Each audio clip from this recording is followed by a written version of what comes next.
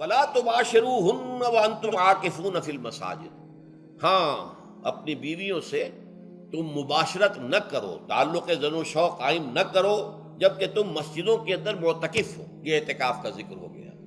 رمضان کے آخری عشرے میں یہ اعتکاف جو مسنون ہے کہ 21ویں شب سے شروع ہو جائے گا، یعنی 20واں روزہ ختم ہوا اس کے ساتھ یہ اعتکاف شروع ہو گیا، اور پھر اعتکاف مسنون جو ہے وہ جب تک کہ چاند نظر نہ آ جائے شوال کا، عید کا، اس وقت تک یہ اعتکاف جاری رہے گا۔ یہ ہے مسنون اعتکاف۔ اس کی کیا حکمت ہے وہ میں بعد میں عرض کروں گا۔ تو یہ حکمت جو ہے اس کے حوالے سے گفتگو بعد میں ہو جائے گی، لیکن یہاں یہ بتا دیا گیا کہ یہ جو رمضان کی 20 راتوں میں اجازت دی گئی ہے اپنی بیویوں کے ساتھ ہم بستری کی، وہ اس معتکف کے لیے نہیں ہے جو مسجد میں معتکف ہے۔ تو ہاں اس کی اہلیہ آ سکتی ہے وہاں ملاقات کے لیے، کسی مشورہ کوئی کرنا ہے بہت ضروری ہے، آ جائے، ملاقات ہو سکتی ہے، لیکن یہ کہ مباشرت نہیں ہو سکتی، وہ حرام ہے۔ فرمایا وَلَا تُبَاشِرُوهُنَّ وَأَنْتُمْ عَاكِفُونَ فِي الْمَسَاجِدِ تِلْكَ حُدُودُ اللَّهِ، یہ اللہ کی حدود ہیں، شریعت اسلامی کی یہ حدود ہیں۔ فَلَا تَقْرَبُوهَا، تو ان کے قریب تک مت جاؤ۔ قرآن مجید میں اس اعتبار سے دو انداز تعبیر ہے کہ اللہ کی حدود ہے فَلَا تَعْتَدُوهَا، یہ اللہ کی حدود ہے، ان سے تجاوز نہ کرو، اس حد کو پھلانگ نہ جاؤ، اس حد سے آگے نہ گزر جاؤ۔ یہاں ہے تقربوہا، اللہ تعالیٰ کی حدود کے قریب تک نہ جاؤ۔ اس کی وجہ ایک حدیث میں بیان کر دی گئی ہے کہ جیسے ہر بادشاہ کی ایک چراگاہ ہوتی ہے، وہ صرف شاہی جو بھی ہیں جانور ہیں ان کے، یا گھوڑے ہیں یا کوئی اور ہیں، ان کے چرنے کے لیے ہے، وہاں پہ کوئی رعایت کا کوئی آدمی اپنی بھیڑ بکریاں وغیرہ نہیں لے جا سکتا۔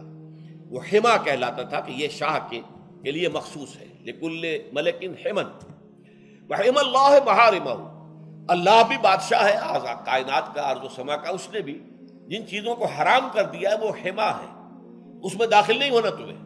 تو فرمایا کہ جو چرواہا اپنی بھیڑوں کو بالکل اس کی آخری حد تک لے جائے گا تو اندیشہ ہے کہ کوئی بھیڑ کوئی بکری چھلانگ لگائے اور اس چراگاہ میں داخل ہو جائے۔ اس لیے کیپ ایٹ اے ڈسٹینس، ایک فاصلے پر رہو۔ احتیاط کا تقاضا یہ ہے کہ اس آخری حد کے قریب نہ جاؤ، فلا تقربوہا، اس کے قریب نہ جاؤ۔ ان حدود کی تو سختی کے ساتھ پابندی کرنی ہے۔ ان کے لیے یہ ہے کہ ان کو نہ صرف یہ کہ ان سے تجاوز نہیں کرنا، بلکہ ان سے ذرا کچھ فاصلے ہی پر اپنے آپ کو رکھنا ہے۔ کذالک یبین اللہ آیاتہ للناس، اسی طریقے سے اللہ تعالیٰ واضح کرتا ہے اپنی آیات کو لوگوں کے لیے، وَلَعَلَّهُمْ يَتَّقُونَ، اور تاکہ وہ پھر تقویٰ کریں، بچیں۔ جب احکام معلوم ہو گئے اب بچنا آسان ہے، جب احکام معلوم نہیں تو اندیشہ ہے کہ کہیں کسی حرام کے اندر جو ہے وہ ملوث ہو جائے۔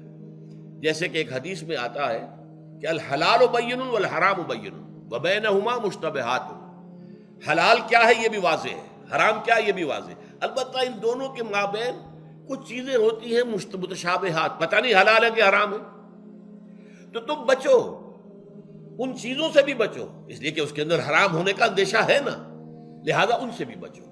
جو صریحاً حلال ہے اسی پر اکتفا کرو، جن کے بارے میں تعین نہیں ہو پا رہا ہے کہ وہ حلال ہیں، البتہ یہ بھی ثابت نہیں ہو رہا ہے کہ وہ حرام ہیں، تو ان سے یہ تقویٰ کا تقاضا ہے۔ اگرچہ قانونی اعتبار سے یہ کہا جائے گا کہ وہ مباح ہے، جس شے کی حرمت کا ثبوت ہمیں کتاب اللہ اور سنت رسول سے نہ ملے وہ مباح ہے، لیکن یہ ہے کہ تقویٰ کا تقاضا یہ ہے، قانون کا تقاضا یہ کہ مباح کو آپ اختیار کریں گے تو آپ پر گرفت نہیں ہوگی، اس لیے کہ اس کی حرمت ثابت نہیں ہے، لیکن تقویٰ کا تقاضا یہ ہے کہ آپ صرف اس شے پر اکتفا کریں کہ جس کے حلال ہونے کے لیے ثبوت اور دلیل موجود ہے۔ تو یہ ہے کہ تلک حدود اللہ فلا تقربوها کذالک یبین اللہ لکم للناس آیاتہ للناس لعلہم یتقون۔